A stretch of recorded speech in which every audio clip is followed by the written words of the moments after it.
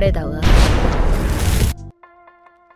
Pada video kali ini, kami pun akan kembali menjelaskan dan juga menceritakan mengenai spoiler atau bocoran cerita terbaru dari manga Sepak Bola Kunci Biru chapter 318. Di mana secara garis besar, semua isi ceritanya sekarang akan berfokus pada diskusi tentang susunan rencana baru untuk babak yang kedua.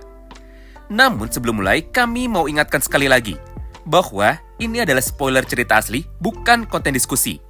Karena kebetulan pada minggu ini, bocorannya keluar jauh lebih cepat daripada sebelumnya. So, tanpa perlu berlama-lama lagi, sekarang mari kita langsung masuk aja menuju ke dalam topik pembahasan utamanya. Singkat cerita, tepat pada halaman yang pertamanya, kita pun kini kembali diperlihatkan tentang ending dari proses penyelamatan Gagamaru. Di mana pada momen itu, Gagamaru pun kembali merayakan penyelamatannya dengan cara berpose seperti ini. Lalu, di saat yang bersamaan itu, komentator pun juga menyampaikan dengan cara berkata seperti ini kepada kita. Japan going strong, atau Jepang tetap terlihat kuat sampai dengan akhir. Dengan permainan tadi, Jepang berhasil menahan pola serangan balik dari Nigeria, serta mereka pun mampu mempertahankan keunggulannya sampai dengan akhir babak yang pertama. Jadi, setelah waktu istirahat 15 menit, maka pertandingan pun nantinya akan kembali dilanjutkan pada babak yang kedua. Kemudian, setelah para pemain itu sudah keluar dari dalam lapangan dan juga sudah masuk ke dalam ruang ganti, maka mereka pun langsung disambut oleh para pemain cadangannya, seperti Jingo Raichi, Nijiro Nanase, dan juga Kurona Renze. Dengan penuh semangat, mereka pun langsung berkata seperti ini kepada teman-temannya. Wah, itu permainannya sangat bagus. Penyelamatan Gagamaru di akhir tadi sungguh sangat menarik.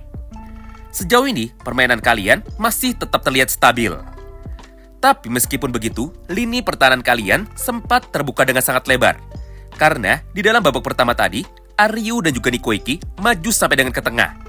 Jadi menurut kami, pada babak yang kedua, kalian harus lebih berhati-hati, khususnya dalam bertahan. Di balik mereka bertiga, nampak juga gambar dari Gagamaru yang sedang melakukan toss dengan kiper kedua mereka, yaitu dengan Fugaku Ken. Nah, mendengar ucapan dari teman-temannya itu, Karasutabito pun kini mulai menjawab. Walaupun kita terlihat dominan, tapi aku sedikit kecewa. Harusnya kita bisa mencetak lebih dari 2 gol. Andaikan Hiyori dan juga Hyoma Chigiri tidak fokus untuk terus melakukan crossing. Andai saja mereka memilih menembak langsung, aku yakin kita bisa menang lebih dari 2-0. Jadi, berhentilah melakukan crossing dan cobalah untuk dapat bisa menembak juga. Di momen itulah, Chigiri dan juga Hiyori pun kini langsung membalas secara bergantian. Diamlah, dasar gagak brengsek. Lihat saja, permainanku di babak kedua nanti pasti akan berubah. Ucapan dari Chigiri itu disambung langsung oleh Hiyori. Tenang saja, hal itu bukan masalah.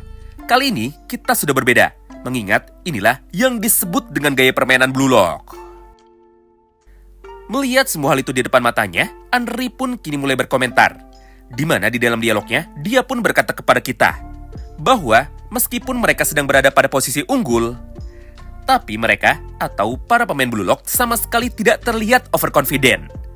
Sebaliknya, mereka pun malah saling bertukar saran. Dengan begini, Andri pun sangat senang dengan perkembangan mereka yang sangat cepat di dalam tim Blue Lock Jepang yang baru ini.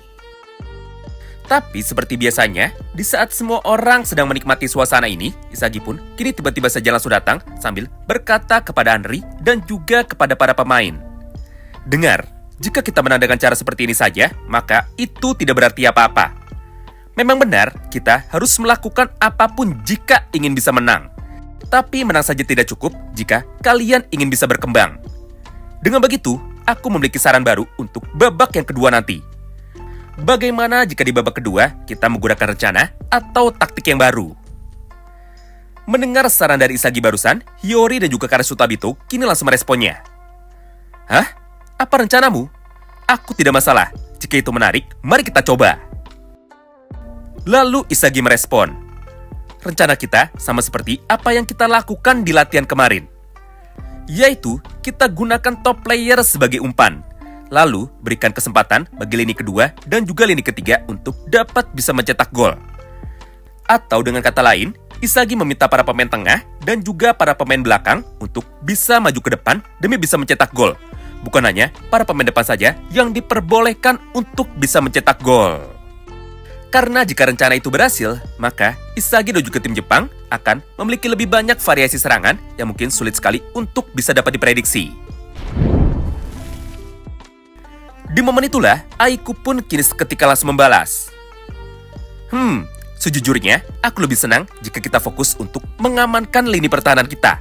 Karena dengan cara seperti itu, maka kita bisa pulang dengan membawa 3 poin. Tapi meskipun begitu, aku tidak akan menyangkal rencanamu. Karena menurutku, rencanamu itu terdengar sangat menarik sekali untuk dapat bisa kita coba. Lalu, Isagi pun kembali berkata lagi, "Kau benar, Kapten. Kalau begitu, aku revisi rencanaku. Bagaimana jika kita coba keduanya sekaligus? Di satu sisi, kita tetap fokus untuk dapat mengamankan keunggulan kita. Namun di sisi lain, kita juga harus fokus untuk dapat bisa mencoba menyerang dengan menggunakan lini kedua dan juga lini ketiga. Jika kita bisa melakukannya secara konsisten, maka kita pun bisa mendapatkan keduanya sekaligus." Mendengar ucapan optimis dari Isagi barusan, semua pemain lainnya kini mulai terlihat semakin pusing. Karena menurut mereka, rencana dari Isagi itu justru malah terdengar mustahil. Hingga mereka pun kini mulai berkata bahwa saran dari Isagi lebih gampang untuk dapat diucapkan daripada untuk dapat bisa dipraktikkan. Ditambah, mereka pun harus meminta izin kepada Jinpachi Ego lebih dulu sebelum bisa melakukan rencana gila dari Isagi Oichi. Menarik ya, tepat di tengah perdebatan mereka itu, Rin yang sedang duduk dengan santai di belakang, kini akhirnya mulai berkata, "Isagi benar, pertandingan ini sangat membosankan. Jika kita bermain seperti tadi, maka menang pun tidak ada artinya. Lagi pula, aku belum bisa mencetak 1 gol pun. Jadi jangan harap pada babak kedua, aku akan diam saja di saat kalian membuat rencana baru lagi. Karena tidak peduli apapun yang kalian rencanakan, aku akan mengacukan rencana kalian asalkan aku bisa mencetak 1 gol." Di momen itulah, Isagi pun langsung menoleh sambil tersenyum kepadanya. Karena menurut Isagi Oichi, persaingan seperti itulah yang harus tetap dipertahankan tepat di dalam Blue Lock. Unik ya, teman-teman dari mereka sekarang justru malah berkata tepat kepada Isagi dan juga kepada Ito Shirin bahwa mereka berdua sama-sama bajingan egois.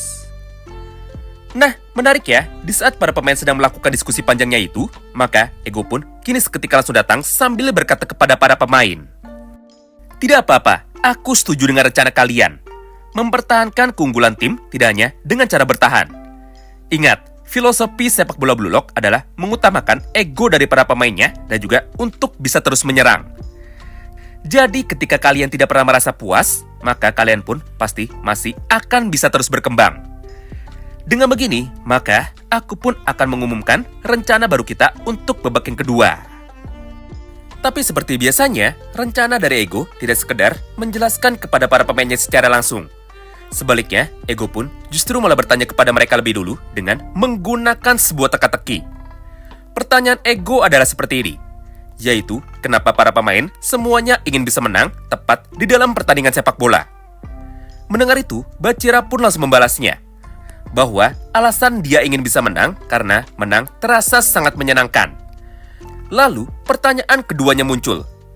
Jika menang bisa membuat senang, maka apa alasan dirimu dapat merasakan kesenangan itu? Di saat Bachira sudah mulai bingung, barulah Isagi kini menambahkan. Menurut Isagi, alasan kenapa orang bisa merasa senang ketika dirinya sudah menang adalah karena mereka sudah dapat membuktikan kepada lawannya bahwa mereka lebih superior atau mereka lebih kuat daripada lawannya. Namun, Ego pun segera mengoreksinya. Menurut Ego, alasannya adalah insting yang tertanam di gen dari setiap manusia. Itu adalah sifat alami manusia. Perasaan ingin bisa menang adalah perasaan murni dan setiap orang harus memiliki perasaan itu. Karena ketika mereka sudah terpojok, maka mereka akan berusaha sekuat tenaga untuk dapat bisa meraih kemenangan entah apapun caranya. Jadi dengan begitu, maka aku pun akan kembali ke dalam pernyataan di awalku tadi. Blue Lock diciptakan untuk dapat membuat para pemain terhebat di dunia tidak peduli apapun caranya. Oleh karena itu, pada babak yang kedua nanti, kalian pun harus tetap fokus untuk mencapai ego kalian masing-masing. Dan bermainlah dengan menggunakan idealisme kalian masing-masing, dengan sebuah harapan bahwa kalian bisa menang melawan ego kalian sendiri. Yap, sebenarnya dialognya panjang banget cuy. Bahkan sampai membahas soal politik, sistem sosial hukum, dan juga perang. Tapi intinya tetap sama, yaitu kembali ke dalam filosofi utama dari Blue Lock. Scene pun kini kembali berpindah. Setelah melihat isi ruang ganti dari Jepang, sekarang giliran dari para pemain Nigeria. Di mana pada gambar ini nampak kondisi ruang ganti dari para pemain Nigeria yang terlihat sangat suram. Semua pemain Nigeria tertunduk lemas karena mereka masih tidak percaya bahwa mereka berhasil dikalahkan. Bahkan pelatihnya yang bernama Ganbari pun kini ikut terlihat pusing. Di momen itu, dia pun berkata kepada kita bahwa Blue Lock terlalu gila dan juga mereka sama sekali tidak bisa diprediksi. Melihat pelatihnya itu pusing, Kuso pun kini langsung bertanya, "Pelatih, kalau begitu, apa yang harus kita lakukan untuk dapat bisa membalikkan keadaan dan juga mengalahkan mereka?" Namun, setelah berpikir beberapa saat, Ganbari pun tetap tidak memiliki jawabannya tentang gimana caranya mereka untuk bisa mengalahkan Jepang. Lalu, di saat semuanya sudah mulai bingung, barulah Onazi pun kini kembali berdiri sambil berteriak kepada teman-temannya. "Dengar, Jepang bisa bermain dengan sangat hebat karena mereka fokus dengan satu tujuan, yaitu para pemainnya memiliki tujuannya masing-masing untuk dapat bisa mencetak gol dengan menggunakan caranya sendiri-sendiri juga. Jadi di dalam tim itu, tidak ada satupun pemain yang bergantung ataupun mengandalkan pemain yang lainnya. Menurutku, untuk bisa mengalahkan Jepang, maka bagaimana jika kita bermain sama seperti mereka? Yang artinya, mari kita sama-sama berjuang untuk dapat saling bersaing demi bisa mencetak gol juga." Karena untuk melawan tim seperti Jepang, hanya cara seperti itu sajalah yang sekarang dapat mereka gunakan, walaupun mereka belum tahu bagaimana hasilnya nanti. Barulah setelah mendengar penjelasan itu, ekspresi wajah dari teman-temannya kini seketika langsung berubah. Para pemain yang awalnya sudah terlihat sangat frustasi, kini tiba-tiba saja mereka pun langsung berdiri lagi. Serta tanpa menunggu lama, mereka pun kini langsung menggunakan seragamnya lagi. Lalu, mereka pun langsung berjalan keluar ruang ganti dengan penuh semangat bersama dengan taktik baru dari Onazi tersebut. Nah, dengan begitu, maka jalannya pertandingan pada babak yang kedua kini akhirnya kembali dilanjutkan. Di mana cerita ini sendiri baru akan ada lagi pada chapter minggu depannya, yaitu pada chapter 319.